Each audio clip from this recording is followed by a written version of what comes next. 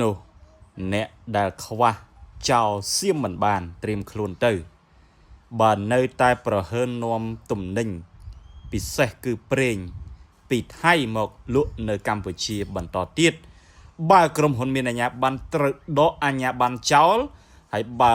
ជាមន្ត្រីរាជការកងកម្លាំងប្រដាប់អាវុធត្រូវដកទូនាទីនិងបណ្ដេញចេញពីក្របខ័ណ្ឌតែម្ដង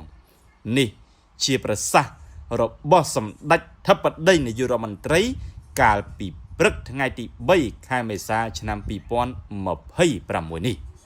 សម្ដេចបវរធិបតីហ៊ុនម៉ាណែតនាយករដ្ឋមន្ត្រីនៃកម្ពុជាកាលពីព្រឹកថ្ងៃទី3ខែមេសាឆ្នាំ2026នេះ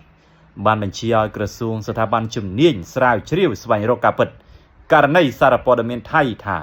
មានការលួចនាំចូលប្រេងខុសច្បាប់ពីថៃចូលមកកម្ពុជាហើយថាបើសិនជារកឃើញការពិតមានមន្ត្រីឬជនណាហ៊ានលួចនាំចូលប្រេងពីថៃចូលកម្ពុជាមែនត្រូវចាត់ការតាមផ្លូវច្បាប់ឲ្យតឹងរឹងបំផុតតាមរយៈបណ្ដាញទំនាក់ទំនងសង្គមផ្លូវការសម្ដេចនាយករដ្ឋមន្ត្រីបានបង្ហោះសារយ៉ាងដូចនេះថាខ្ញុំបានឃើញបណ្ដាញសារព័ត៌មានថៃចុះផ្សាយព័ត៌មានពាក់ព័ន្ធទៅនឹងករណីដែលមានបណ្ដាញលួចនាំប្រេងខុសច្បាប់ពីប្រទេសថៃចូលមកលក់នៅកម្ពុជានៅក្នុងពេលនេះខ្ញុំបានចេញបទបញ្ជាឲ្យឯកឧត្តមកែវរតនៈរដ្ឋមន្ត្រីក្រសួងរាយនិងធម្មពលឯកឧត្តមសតេតអគ្គស្នងការនគរបាលជាតិនិងឯកឧត្តមគុណញឹមអគ្គនាយកនៃអគ្គនាយកដ្ឋានគយនឹងរដ្ឋកោកម្ពុជា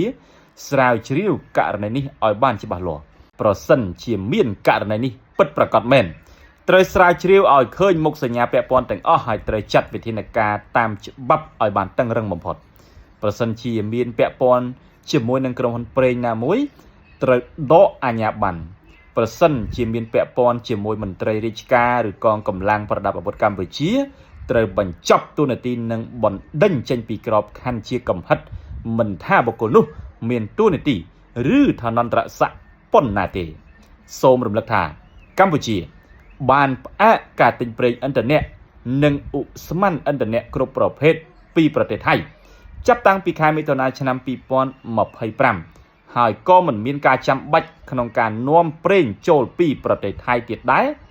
ដោយកម្ពុជាមានប្រភពប្រេងពីប្រទេសផ្សេងបាទប្រិមិត្តជាទីមេត្រីដូច្នេះនេះគឺជាប្រសាសន៍របស់សម្ដេចធិបតីនាយករដ្ឋមន្ត្រីសង្ឃឹមថាមេកម្ពុជានៃស្ថាប័នទាំង3រួមមានក្រសួងរាយធម្មពលស្ថាប័នគយនិងស្ថាប័នប៉ូលីសនឹងរកបាទគេហៅថាអ្នកដែលលួចនាំចូលប្រេងមកពីប្រទេសថៃខុសច្បាប់បើសិនជាមានករណីនេះមែនណាបងប្អូនណាបាទកុំឲ្យជាតិសាសន៍បាទដែលឈ្លានពានទឹកដីយើងមើលងាយយើងបានបាទ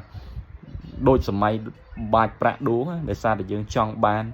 នៅអារបស់មានតម្លៃរបស់គេហ្នឹងបាទឬក៏យើងចង់ចំណេញពីគេហ្នឹងបាទចង់ចំណេញចង់កើបលុយតែឯងតែធ្វើឲ្យប៉ះពាល់ដល់មុខមាត់ប្រទេសជាតិខ្លាំងមែនតើដែលគេមើលងាយយើងខ្លាំងណាស់បងប្អូនណាអរគុណណាស់យើងសង្ឃឹមថានឹងមិនមានការនាំចូលទំនិញឬក៏ប្រេង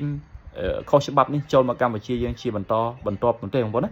មានការខុសឆ្គងក៏សូមអធិស្ឋានគ្រប់លាបងប្អូនប្រិយមិត្តតែប៉ុណ្ណឹងជួបគ្នានៅពេលក្រោយ